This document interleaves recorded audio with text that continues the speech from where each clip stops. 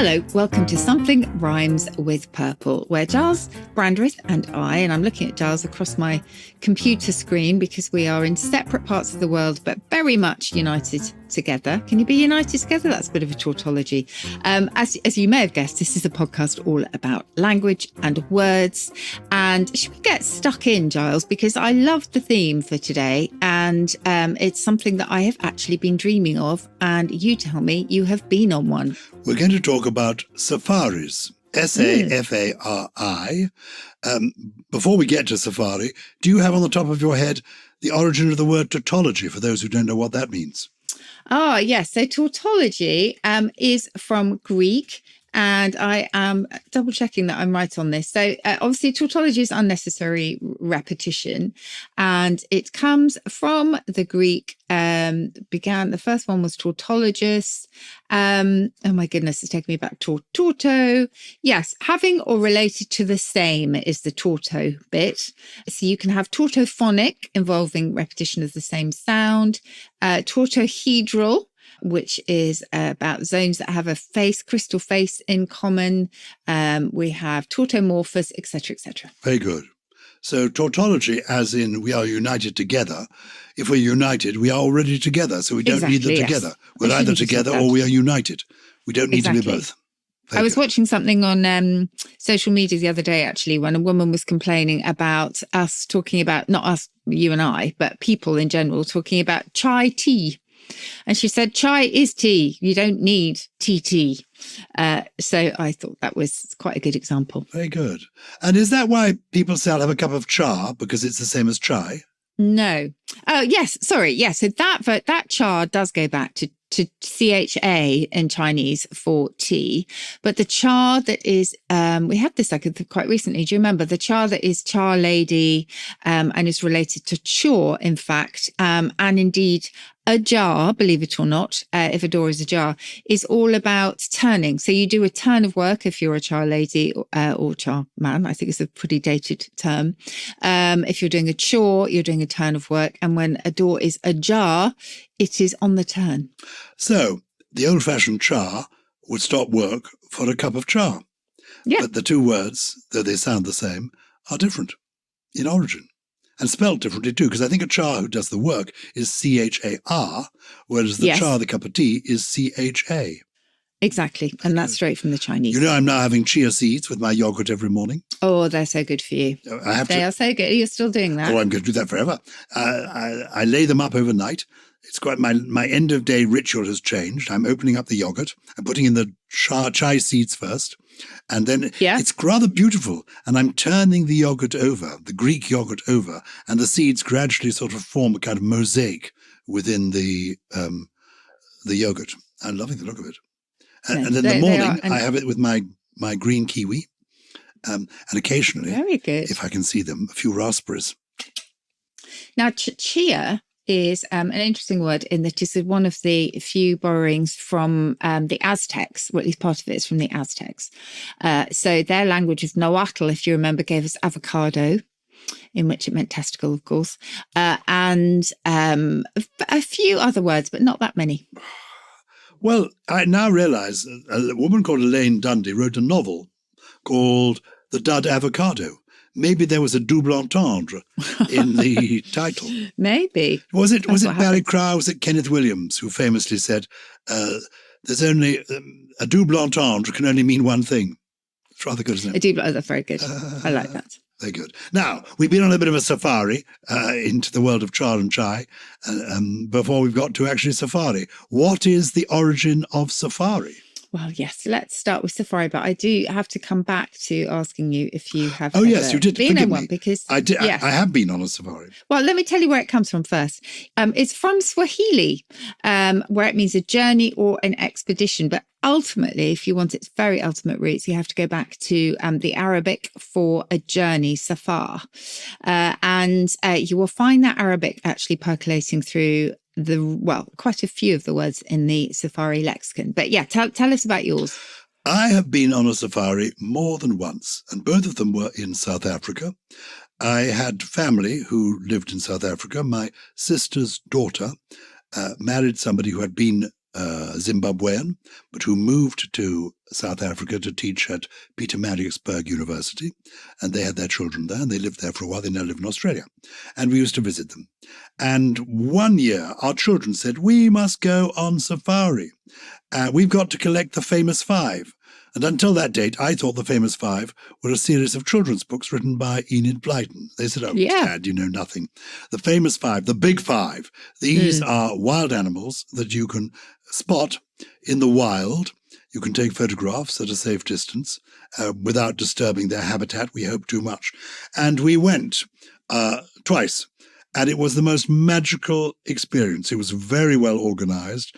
We lived either under canvas or in a kind of open hotel out in I suppose, clearing in a jungle. We can ask about the word jungle in a moment. And we collected these big five. I'm trying to remember what the big five were. I suppose, there must have been lions. There weren't tigers, because we don't get tigers in Africa, do you? There were giraffes. There were elephants. Antelopes, maybe? No, I don't think they don't count as the big five. Lions. A lion, yes.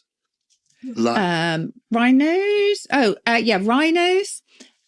Kelly, I've got them here. Oh, lion, leopard, rhino, elephant, and American buffalo. So not the giraffe. Very good.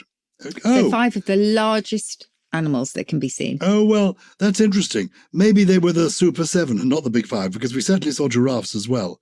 Oh, lovely. Yeah, anyway. And zebras. It was huge fun. So here, look, in Africa, this is interesting. The Big 5 game animals are the lion, the leopard, rhinoceros, elephant, and African buffalo.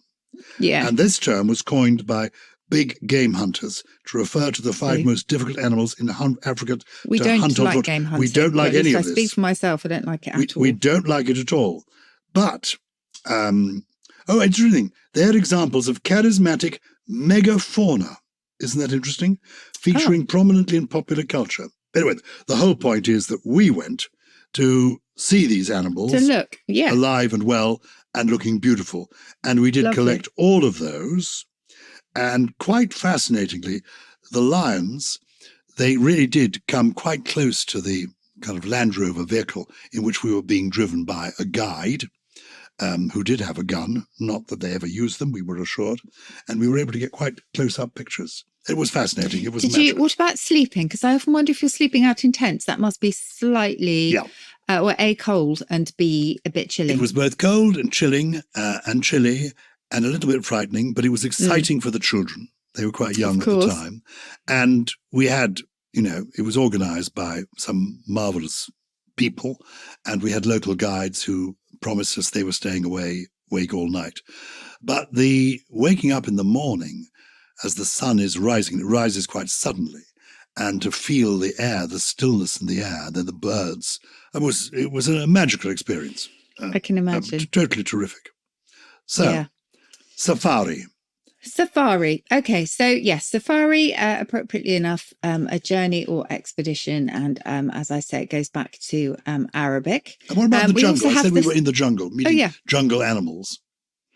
Yes, so that actually, you can. It's wonderful, this actually, because appropriately enough, given that we're going on an expedition, we can see just how English has absorbed words from other languages to describe things that are, foreign to us and our way of living. So jungle is actually from a Hindi word, which sounds quite similar, I think. And actually, in Hindi, if it actually originated in Sanskrit and traveled through Hindi. In the Sanskrit, it means rough and arid terrain, essentially. Well, I did go into a jungle in India once in search of tigers. And some of the other people on this tour claimed they saw a tiger, but I didn't. I think they just saw it like, you spent a lot of money flying up to see the Northern Lights. And a flash of lightning. So, that's the Northern Lights, I've seen it. I think they saw something rustling in the undergrowth and said, it's a tiger, we've seen one. But anyway, so That's the jungle, and I've Do seen. you remember the Jungle Book? Were you a great fan of that? Yes, my mother, as I'm sure I've mentioned before, was born in what was then part of India, in Rawalpindi, now part of Pakistan, and she was brought up. She was the daughter of a missionary who was riding around northern India on a donkey, trying to convert people to Christianity. My father was used to mock his mother-in-law by saying, "Yes, you think you were successful. They were just." While you were giving them a few coins and some sweets and your copies of the Bible, they were saying they were converted. But rest assured, a mother-in-law, once you were on your donkey and away again, they were not very interested. I don't know the truth of the matter. But yes, I was brought up on the Jungle Book stories, Mowgli, and all of that. And though Kipling is a controversial figure because he's associated with the height of the British Empire, an imperial figure, people who know India said he understood and knew India quite well, the wildlife, and that Mowgli is an interesting character. I can't be a judge of that, but I was certainly brought up on those stories. We get the phrase "the law of the jungle" from the Jungle Book. Oh, and in his book, in Rudyard Kipling's book, it's not entirely selfish, and it goes, "Now this is the law of the jungle, as old and as true as the sky. The strength of the pack is the wolf, and the strength of the wolf is the pack." Oh, isn't that quite interesting? Deep, isn't it? Mm.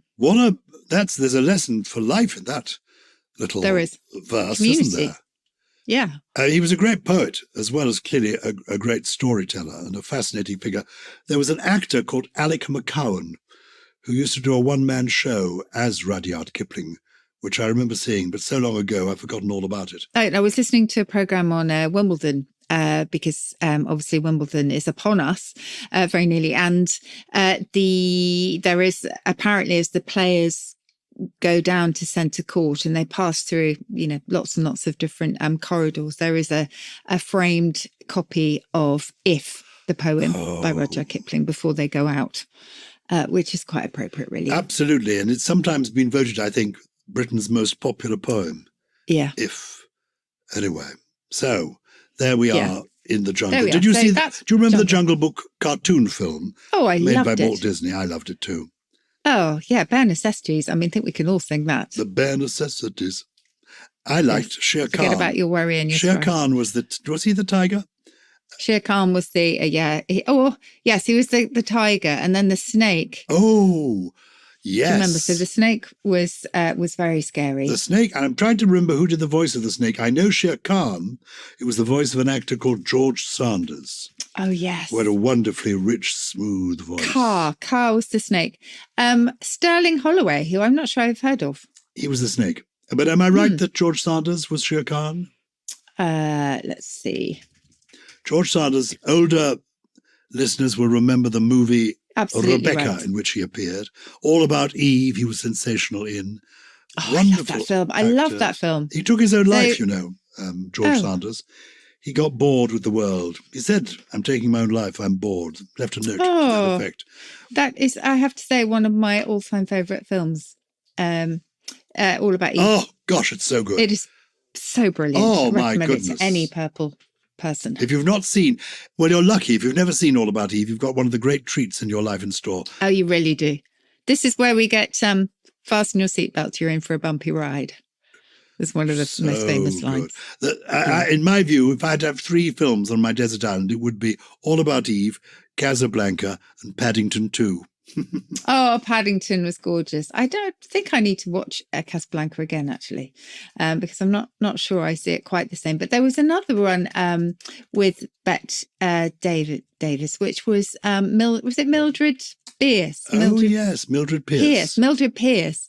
And that was absolutely brilliant. I think it had Bette Davis in it. It was this kind of psychological thriller, essentially. Maybe it wasn't her. Anyway, it was a brilliant film as well. Back to the jungle. I was thinking about those elephants who have tusks. Is there anything interesting in the word tusk? Not really, although I suppose what is quite interesting is that if you take it all the way back to the ancient language that I often talk about, Proto-Indo-European, it shares a root with the French dent, meaning tooth, which of course gave us so many words in English, not just dentist, but dandelion, which is dandelion, if you remember, the lion's tooth, etc. So so it's a tooth, I suppose, but elephant itself is quite interesting, although quite sad. It's surprising it didn't come to us from African or Indian, but do you remember it came from Greek, where elephas meant both ivory and elephant, and Homer wrote about it. So that's quite strange. And then, as we've said very often, because exotic animals were so unfamiliar to English speakers, they really muddled up the names and kind of decided to name many a new animal that they read about or saw pictures of based on its supposed similarity to others. We'll come to that with giraffe. But there was the word olfend, which was very similar to elephant, that meant a camel. And they had these really vague notions of exotic animals. Well, give us some more exotic animals that we may not have touched on before and the origins of their names. Okay, so I talked about Arabic and how you can see that thread through many things. Well, you can see that in giraffe, and that was called the camel leopard because they thought it was a blend of the camel and the leopard. But that goes back to the Arabic zalafa. You have famously the hippopotamus, which means in Greek. Do you remember? Well, hippo is water, isn't it? It's horse. Horse, of course it is. Yes. Of course it is. Oh, please. What's happened to my mind? Hippo. Why did I think it was water? Because you got water's hydra. It's quite similar. Well, so you have you have the horse, and then you have potamus, which is river. So it's a river horse. Oh, well, that's it. I knew there was a water element to it. Water. I just got it the wrong way around. There you go. Well, absolutely there you go. Right. Thank you. I want you to know, I'm into something new, Susie, called self-compassion. Good. So, is that good? I don't know. I think it's maybe a bit self-indulgent, but love oneself before you love other people. That's what they say. Well, this is what my physiotherapist is telling me, a bit of self-compassion, but it's not doing me any good at all. Instead of nutting up and getting my mind around things, I'm saying, oh, Gyles, you got that wrong. A little bit of self-compassion is called for. Oh, yes, and maybe you can give yourself a bit of self-compassion with that lovely chocolate cupcake over there. So I'm not sure it's entirely working. Okay, give me some more of these animals. Okay, so do you remember? You may not do, but rhino. So rhinoceros. So something do you to do with remember the nose. Rhino is to do with the nose. It is, because you can have rhinitis and all sorts of things. And what about the Cer, C-E-R? You'll find it in lots of dinosaur names. Oh, like Triceratops. Yes. Yes. Do you remember what it might mean? If you think about a triceratops. Scales? No. Armor? It's got, sort of. But what does the triceratops have three of? Horns. Very good. Yes, so it's a horn. So a nose horn is a rhinoceros. So triceratops, is it's got two large horns and a smaller horn on its sort of snout, isn't it? And it's the one with that frill around its neck. Anyway, we're not talking about dinosaurs. So the antelope. Before the kind of 17th century, really, an antelope was a really fierce creature of myth. That had these really long serrated horns, and it was believed to live on the banks of the river Euphrates. And you'll often find it in heraldry, this antelope. And it was said to be able to do amazing things with its horns because they were saw-like, and it was said that they could cut down trees and that kind of thing. But weirdly, although it's recorded in Greek as antholops, we still don't know where that came from. So the origin of that particular word in Greek is a bit of a mystery. But then in the 17th century, zoologists gave the name of this mythical creature to the really fast running horned animal we know today. Ante, though, A-N-T-E, usually means before, doesn't it? As in antenatal. Yeah, it does. It does, but it doesn't, that wasn't there in the original Greek. So it may have been that we adapted it to make it a little bit easier to pronounce. Okay. we're exploring the world of safaris, jungles, and indeed crossing the savannah, which is a word associated with, well, what does it mean? What does it mean? It's a treeless plain, really, a savanna, isn't it? It's such a, I really love it as a girl's name. I think it's very beautiful, Savannah. There's something rather exotic about it. And indeed, it is quite exotic because it goes back to a Native American word, Sabana. And it was used, in America and indeed in Florida. It's a kind of low-lying marshy ground, so it means something slightly different. But on the savannah, I don't know. There's something sort of quite poetic about that, I think. And we didn't talk about khaki either, which is very much associated, I think, with safaris. If you think about what you might wear, you think about the khaki uniforms that people wear. It's actually from an Urdu word meaning dust. And ultimately you can trace that back to Persian and I think Arabic as well. Is khaki simply a colour then? Khaki is the... Nowadays we use it as a colour. So originally it was dust-coloured cloth and it was used for uniforms of the British in India. Then it was often used for camouflage purposes. And I suppose it still has that idea, that kind of military sort of feel to it, doesn't it? But yes, nowadays we would talk about khaki trousers as a way you would refer both to the cloth with which those trousers were made, but also I think predominantly the colour. Has the lion always been viewed as the king of the jungle? Because it's interesting that it is viewed as the king of the jungle. Male lions, are the male lions the ones that have got that amazing mane? The female lions don't have a mane like that, do they? Yes. Is that, no. Why are they the kings of the jungle? Why not the elephant, which is the largest land animal, isn't it? Yeah, I don't know, maybe through ferocity. Yeah. I'm not sure.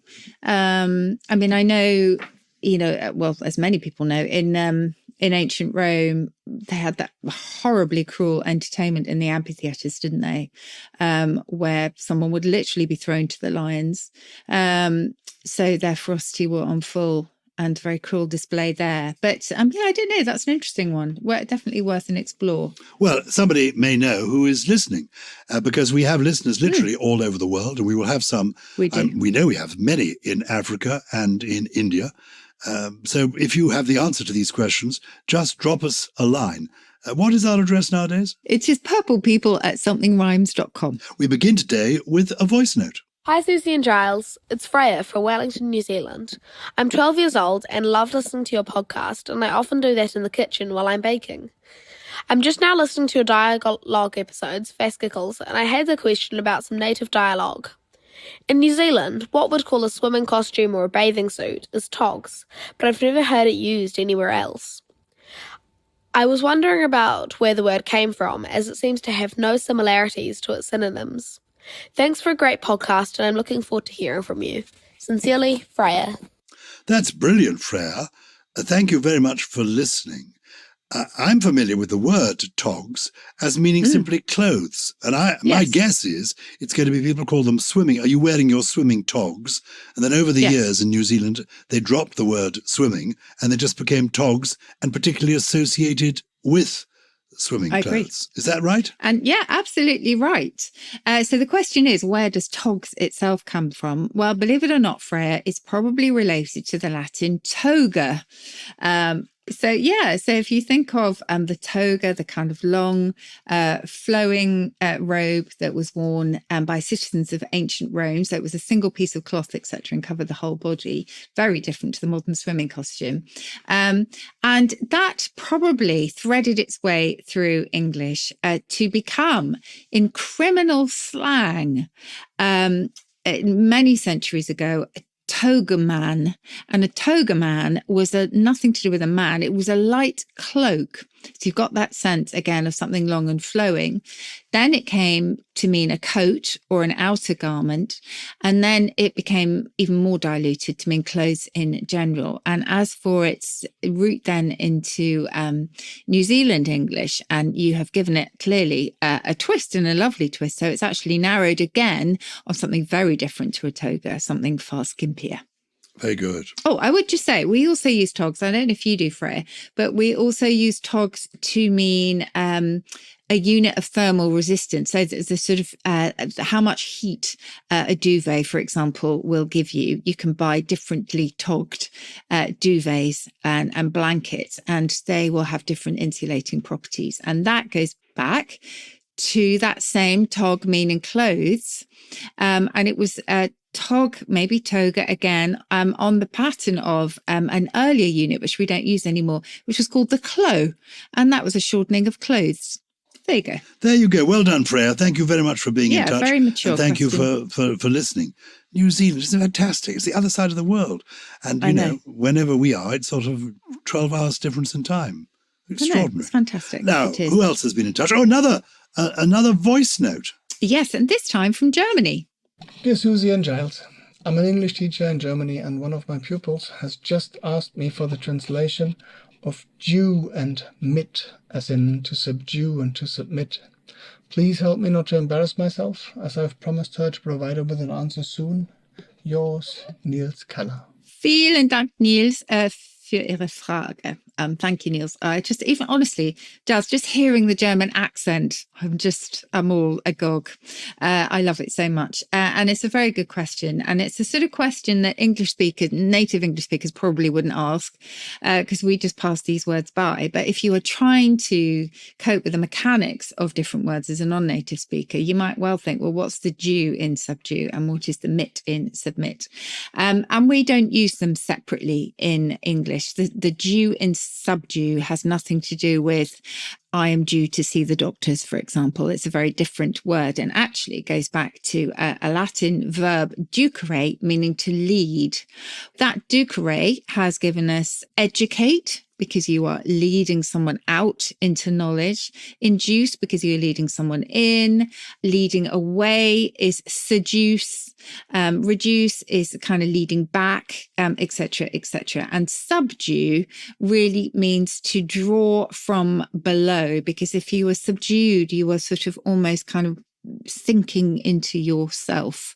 So it's the whole idea of being led downwards, which is quite interesting. So that's the due and subdue. And the mit in submit is from another Latin word, mittere, meaning to send or to put.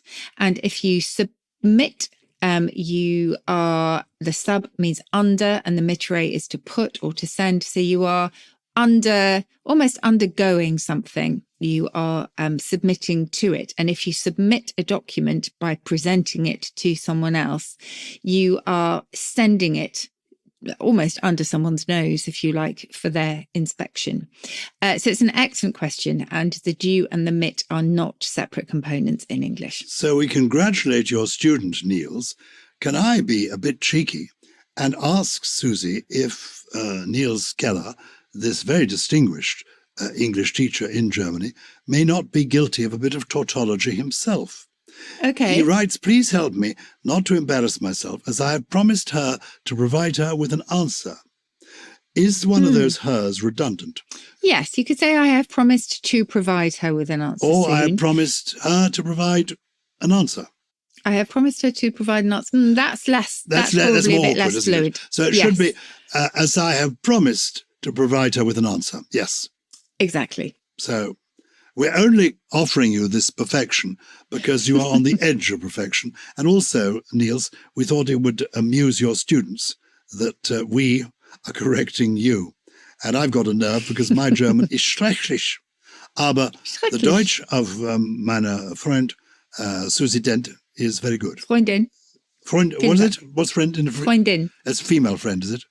Yeah. Freundin. Say it again. Freundin. So Freunde. Yeah. So Freund is the sort of masculine, and Freundin is the feminine.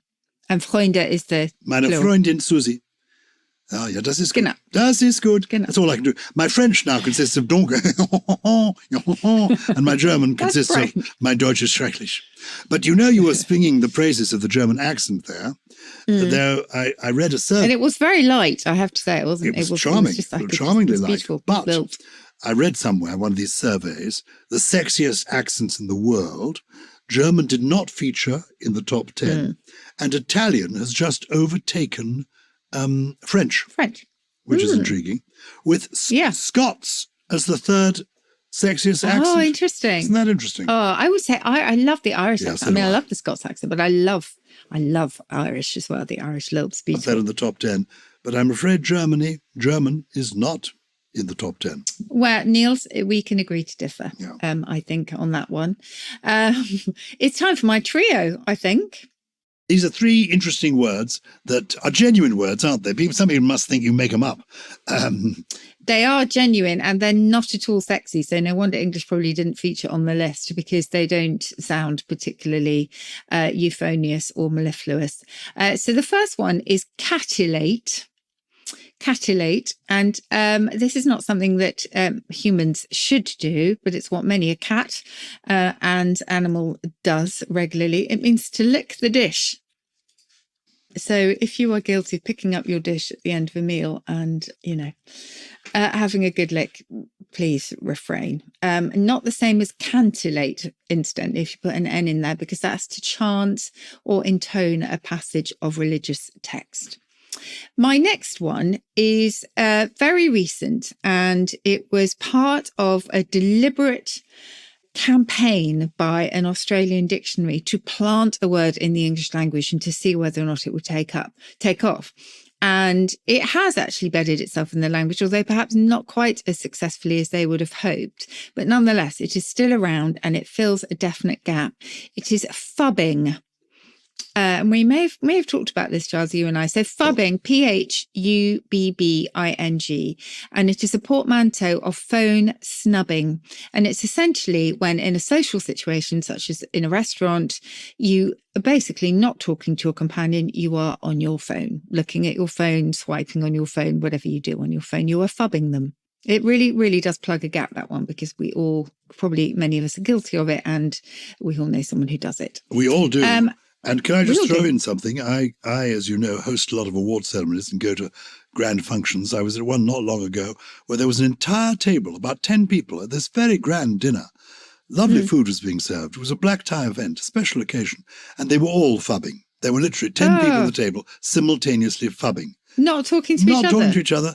Just on their phones. Extraordinary. Yeah, that's quite sad. The thing that always gets me is if you go to a concert or at something where you can witness the spectacle. May morning, for example, in Oxford, beautiful event. People are witnessing it through a screen. So they are literally just looking at their phone as it's filming. And on the phone, it will never, ever be the same. That makes me quite sad. I mean, it's not an original thought, but okay. And the third one is to blandish. Do you remember what to blandish means? I think this is probably the most recognisable of the three. It is. Well, do you blandish compliments? Do you spread them about? Yes. Yeah. Exactly. It's to cajole or gently flatter someone. Yeah, blandishment is soft flattery, if you like. So there you go. That's my trio. That's my trio. Do you have a poem for us, Gyles? I have got a poem, and it perhaps is an obvious poem. It's a famous poem written by William Blake. And it came to mind, of course, because we were talking about wild animals on safari across the savannah, in Africa and in India in particular. And this poem is called The Tiger. It's by William Blake, great poet, great artist, 1757 to 1827. This is the poem. Many will recognize it because it used to be certainly often taught in schools. Tiger, tiger, burning bright in the forests of the night, what immortal hand or eye could frame thy fearful symmetry? In what distant deeps or skies burnt the fire of thine eyes? On what wings dare he aspire? What the hand dare seize the fire? And what shoulder and what art could twist the sinews of thy heart? And when thy heart began to beat, what dread hand and what dread feet? What the hammer, what the chain, in what furnace was thy brain? What the anvil, what dread grasp dared its deadly terrors clasp? When the stars threw down their spears and watered heaven with their tears, did he smile his work to see? Did he who made the lamb make thee? Tiger, tiger, burning bright in the forests of the night, what immortal hand or eye dare frame thy dreadful symmetry? It's beautiful. I remember when I learnt that as a child, and I've completely misremembered it now because I remember the second line is in the middle of the night, not in the forests of the night. But would symmetry have rhymed? I should know the answer to this with I. I often wondered whether it would be symmetry. Well, there are lots of debates about this, and I think it probably would have done. People often do this when they're trying to make recordings of Shakespeare in what was the authentic accents of the period. They decide to make the words rhyme. And this has been an interesting topic of discussion because the word symmetry, as you know, is spelt with two Y's. And the tiger in this poem is always spelt with a Y, T-Y-G-E-R. Yeah. That's because, as you often explained to us, that was an archaic spelling of the word, and old style and spelling has modified, and people spelled tiger with a Y in those days. But the reason we keep the Y is twofold. Some people say because deliberately Blake used the word symmetry both at the beginning of the poem and at the end, dare frame thy fearful symmetry, the Y. And so the tiger, symmetry, the two would echo one another. And also we know it has to stay as a Y because Blake illustrated his poems, and in the original artwork, there is Blake's Y in tiger, so it's there forever. Okay, how wonderful. Well, I'm going to ask a wonderful expert who I always ask when it comes to Old English, Katie Wiles. I'm going to message her and ask her that symmetry. But it was beautiful, and we hope you agree. We hope that you really enjoyed going on a safari alongside us. Please remember you can find us on social media at Something Rhymes on Twitter and Facebook, or at Something Rhymes with on Instagram. Something Rhymes with Purple is a Sony Music Entertainment production, produced by Naya Deo, with additional production from, well, if not the Big Five, at least the Mighty Four. Jennifer Mystery, Richie Lee, Ollie Wilson, and in absentia, lurking somewhere in the jungle. Do we still even know his name? Did he ever go on a safari? Gulliver? He did. Gully.